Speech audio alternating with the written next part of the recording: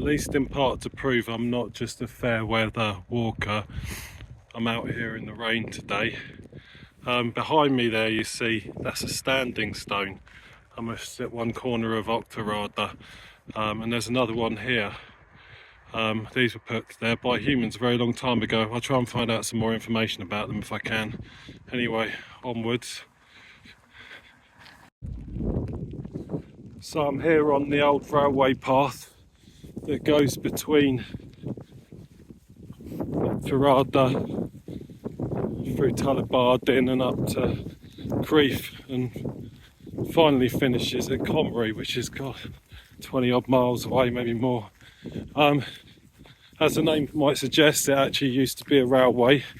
There's not much of that left to be seen, but this was part of the line that branched off at Gleneagle Station, which is still there, and went all the way up to Comrie via Crieff, and it was there from the late 19th century to 1960s, where it was closed down as part of the Beeching Acts, or the Beeching Cuts, which were proposed by the then Conservative government by a guy called Dr. Richard Beeching, under the guise of unsurprisingly cuts, and had the effect of probably saving the government a bit of money, but massively stranding small communities. Crieff was once a thriving leisure hub that was called the gateway to the Highlands, and now it's apart from the Hydro, which is a big leisure spa, it's largely unvisited, or only as a pass through, and I think that happened largely because of being cut off from the railway. Although I say I doubt that many people actually use this line. I find it absolutely incredible that it used to exist, and not too far before my lifetime as well. So you can see all the way down this path lots of old bridges and parts of bridges and so on, various walks through and around Crieff up to Comrie. There's some evidence of old stations and so on.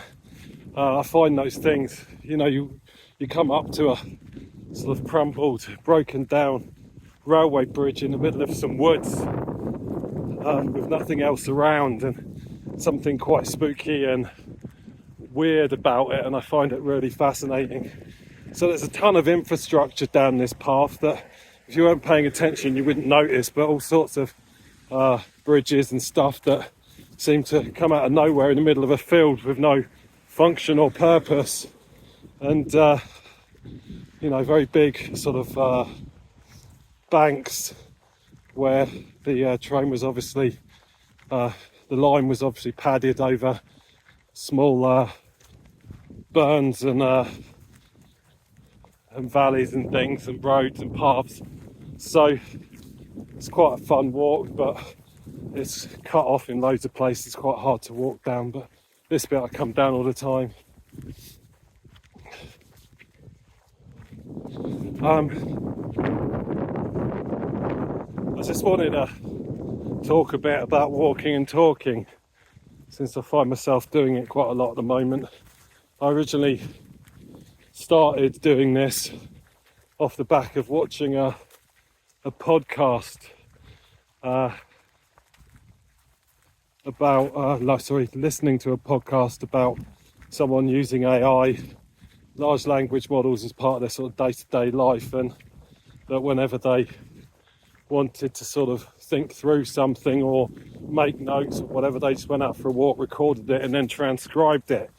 And this seemed like a perfect solution for my podcast, to get the sort of main body down, my set of notes and thoughts on a particular subject, So I started doing that and quite happy to walk around talking to myself. And then I sort of found myself in the middle of some nice woods and stuff, and was like, well, I'm going to be talking. Maybe I'll video some of this because there's nice surroundings, and maybe I'll call out some of the things I see, and if I only use them to take notes, then all the better. And so here I am again, proving that I will go out rain or shine. It's raining at the moment. I think this is my third one, and it's different weather every time. Welcome to Scotland. There's a field here. It's no good. There's usually llamas in there. No, alpacas, not llamas. I don't see them today. It's a shame. I'll come back up here. Alpacas in Scotland. Who'd have thought it? So yeah, I quite like walking and talking because I'm ADHD, and I find sitting still incredibly taxing, and I can't just sit there. I have to be doing something, and I can't just sit around talking unless I've got like a pint of beer in my hand to calm me down. And I find it much easier to be talking while doing something else, and the obvious ones are walking around or when I'm sort of in my studio making art. But I tend to be like to be left alone and just sort of get on with what I do there. Although I've been filming some videos and I'll do a lot more. But if my wife wants to talk to me, she knows she has to get me out of the house and make me walk somewhere with her so that I'll actually be able to focus on what she's saying. And I just do. I find it much easier to focus when I'm walking. So here I am. And the same goes for sort of noting my thoughts down. My thoughts come a bit more freely, a little bit more naturally if I'm walking around or doing something else. And so I've been recording everything. And so here we go. We've got a mound here. This is a big bank here that goes straight back down the other side. So that's where it's been built up. So, because obviously trains need to run on flat. So there's a whole big line of bank that goes for miles from here. And there it is just there, and the trees have grown into it, and there's no trees on top of it, as you might imagine. And some of these trees might not even have been alive when, especially these ones at the front, when this was running. Whereas some of these biggies here, these bigger ones, there's an oak there, that definitely would have been. And so these are trees that people riding the train would have been able to see, which I find amazing. But just such a big piece of infrastructure that supported steam trains is just gone, just got shut down and was made to disappear. And I find that bizarre. And meanwhile, we've got a road here. It's always quite busy, although this is the quieter of the two roads between the villages. But still, you know, you can't help but wonder whether if there was a train line here that it would be actually quite busy. But cuts are cuts, and Tory government's got a cut. Now here we go, we've got there's a bridge here. So we're just coming into Tullibardine, which is like a hamlet just outside of Auchterarder. And so here's the bank that's been shoveled back a bit, but here's a bridge. So this is a bridge here that the other side of the bridge would have been where I'm standing now. And the train would have gone over my head like a steam train. I mean, how amazing is that?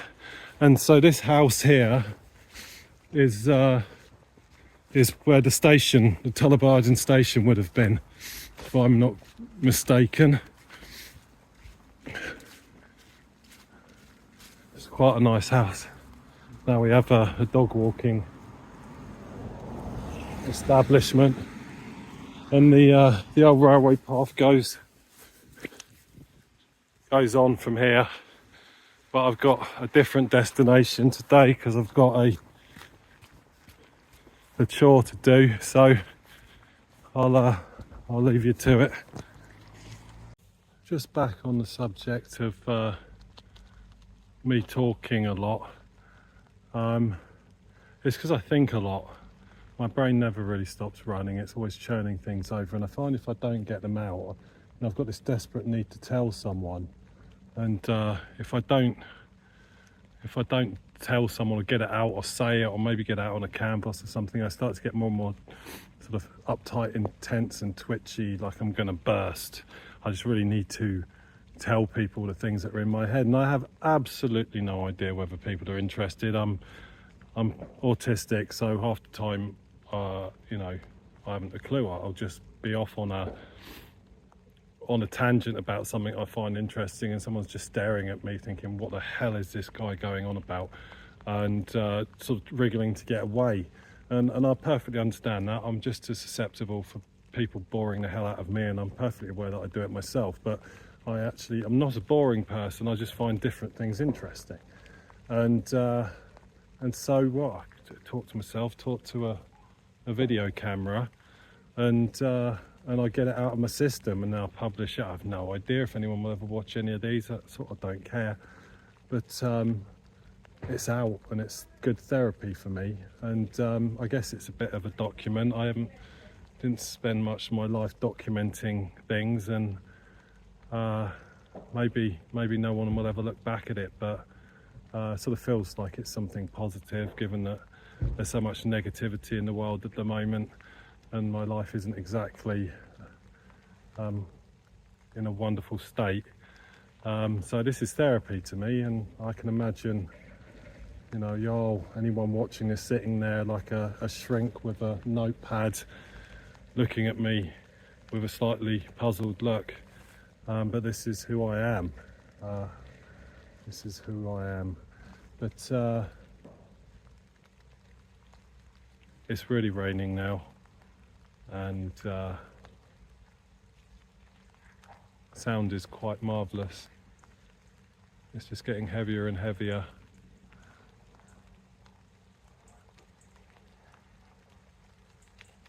I've still got to walk home, so I'll probably be drenched. Just walking on my way home now via a different route. There's Craig Rossi in the background there, looking majestic as ever. I'm on a road, so I'll have to try not to get run over. A bunch of cars coming.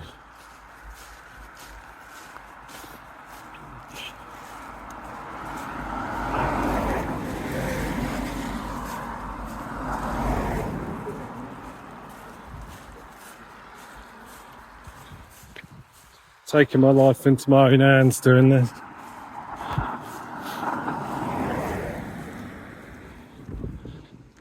So just walking past some fields and then a big house with a big gate, and pondering to myself, well, those sheep in that field, when the apocalypse comes, I'll have to go and have one of them and try and make it last a while, and looking at the big gate and a house that's all walled off with a big wall around it. You know, maybe we can sneak in there and build our hidey hole.